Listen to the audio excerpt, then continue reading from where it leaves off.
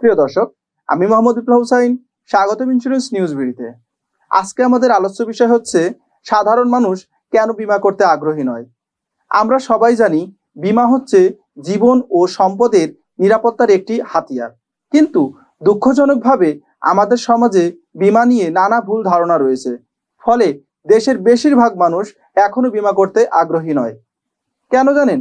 অনেকেই মনে করেন বীমা মানে তো কেবল টাকা নেওয়া, ফেরত পাওয়ার নিশ্চয়তা নেই। আবার কেউ হতাশ হয়ে বলেন বীমা করলেও কি লাভ, কোম্পানি তো টাকাই দেবে না। আর এই অবিশ্বাসের পেছনে কারণও আছে।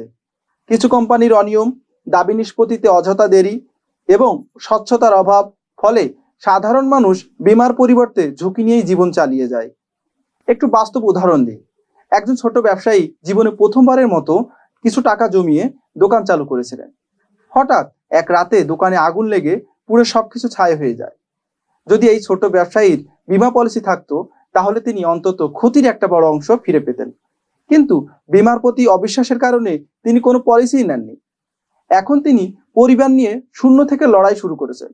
আবার একটি মধ্যবিত্ত পরিবার, যেখানে পরিবারের কর্তা হঠাৎ অসুস্থ হয়ে মারা যান, কিন্তু তার কোনো জীবন বীমা পলিসিই ছিল না। একদিনে এই পুরো পরিবার আর্থিক নিরাপত্তাহীনতায় পড়ে গেল। এটাই বাস্তবতা। বীমা না করার মূল্য অনেক সময় বহুগুণ বেশি হয়ে যায়। কিন্তু প্রশ্ন হচ্ছে, সব কোম্পানি কি খারাপ? উত্তর হলো একেবারেই না। অনেক স্বনামধন্য বীমা কোম্পানি আছে যারা নিয়ম মেনে গ্রাহকের দাবি দ্রুত নিষ্পত্তি করছে, মানুষকে আর্থিক নিরাপত্তা দিচ্ছে।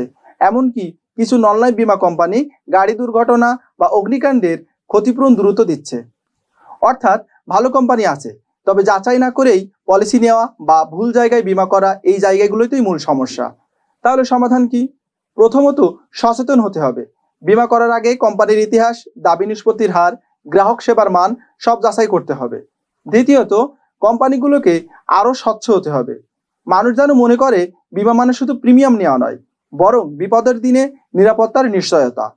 তবে মনে রাখবেন, বীমা মানে কেবল টাকা জমা নয়, এটি আপনার পরিবারের ভবিষ্যৎ সুরক্ষার এক শক্ত হাতিয়ার। তাই অযথা ভয় নয়, সঠিক তথ্য যাচাই করে বীমা করুন। কারণ বিপদ বলে আসে না, কিন্তু বীমা থাকলে তার ধাক্কা সামলানো অনেক সহজ হয়ে যায়।